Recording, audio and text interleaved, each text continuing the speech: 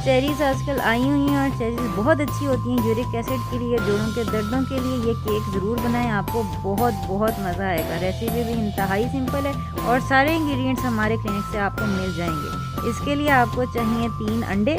ठीक है, 3 अंडों को आपने अच्छी तरह फेंट लेना है। इतना फेंट लेना है कि ये येलो अंडे ना ये बिल्कुल वाइट हो जाए। आप देख रहे हैं ना, इतना ज़्यादा इसको मैंने फेंटा है।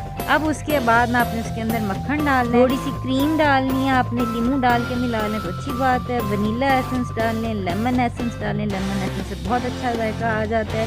और फिर उसके अंदर जो भी आपको अच्छा लगता है ना स्वीटनर वो आप डालें। मैं नो कैल डाली हूँ जो कि स्टीविया का एक्सट्रैक्ट है। अच्छी तरह आपने इसको मिक्स कर लेना है। आप ड्राई इंग्रेडिएंट्स के लिए ना आपने 2 कप बादाम लेना है, उनको अच्छी तरह पीसना है। अब इसके अंदर आपने डालना है कोकोनट का फ्लोर आधा कप, हमारे क्लिनिक में अवेलेबल है ये भी। ठीक है, और इसके अलावा आपने डालना है बेकिंग पाउडर, और बेकिंग पाउडर देखने एल्यूमिनियम फ्री हो। थोड़ा सा नमक डाल लें, इसको फोर्क की मदद से अच्छी तरह मिक्स कर लें। कोई गुटलियाँ शुटलियाँ नहीं रहनी चाहिए, गुटलियाँ ना बड़ी ख़राबी करती हैं। अब वो जो हमने वेट इंग्रेडिएंट्स बनाए थे ना, उसके अंदर आपने ये सारे जो ड्राई इंग्रेडिएंट्स हैं ना ये अंदर डाल देने और इसको ना अच्छी तरह मिक्स कर लें। मिक्स करते हुए अब आपने जो मेन चीज़ है ना हमारी चेरी, ये 1 कप चेरी से आधा कप मैंने इसके अंदर डाल दी है। ये आपको अंदर इसका मज़ा देंगी। ठीक है, और जो बाकी का आधा कप है ना वो मैंने ऊपर डेकोरेशन के लिए रख दी है। और ये जो हार्ट शेप मोल्ड है इसके अंदर मैंने डाल दिया है। पहले मैं आपको ये दिखाती हूँ ये कैसा केक बनता है। ये तकरीबन ना 30 से 40 मिनट लगते हैं। और मेरे पास चूँकि एयर फ्रायर है तो मैंने ना ये एयर फ्रायर में बनाया। आप नॉर्मल ओवन में बना सकते हैं, जिसमें भी बनाएं, जितनी देर मर्जी बनाएं।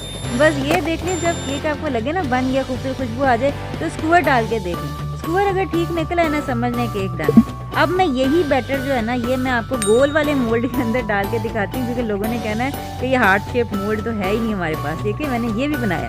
असल में ना मुझे चेरी केक बहुत पसंद आया, ये मैंने डिफरेंट मोल्ड में डाल के बनाया हुआ है। इसको आप टी केक की तरह भी खा सकते हैं। इसके ऊपर कोई क्रीम शीम अगर आप ना लगाएं, देखिए अंदर से चेरीज भी नज़र आ रही है। और ये है कि बेशक गोल हो बेशक जैसा मर्जी हो, पिकनिक पे ले जाएं, बड़ी अच्छी पिकनिक रह जाएगी आपकी। और अगर ये है कि आप ऊपर क्रीम लगा के ऐसे चेरीज लगा लें तो बेहतरीन केक बन जाता है। एक बर्थडे के लिए भी बहुत फेस्टिविटी जो होती है ना वो लगती है कि बड़ा इसके अंदर मेहनत हुई है। मेहनत आपने देखा है कितनी है, कोई मेहनत नहीं हुई है। और ये देखने के बिल्कुल अच्छा खूबसूरत बर्थडे केक भी बन सकता है। और अगर आप कोई वैलेंटाइंस मना रहे हैं ना, या आप अपने हस्बैंड के लिए बनाना चाहते हैं तो उनके लिए आप ये वैलेंटाइंस के ऊपर भी हार्ट शेप बना के तो बहुत मज़े का लगेगा। ये नीचे कमेंट्स में ना मुझे आपने 2 बातें बतानी है। एक तो ये केक आपने कैसा बनाया है, क्रीम के साथ या क्रीम के बगैर, गोल बनाया कि हार्ट शेप बनाया।